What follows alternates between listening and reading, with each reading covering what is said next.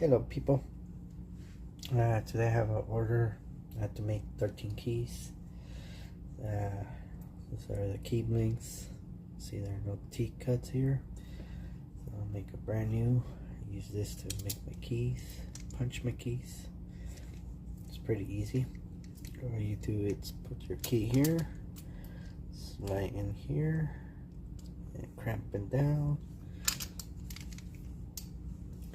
So this knot right here is for the spacing, for the right location for each cut, each T. And this one right here is the depth, how deep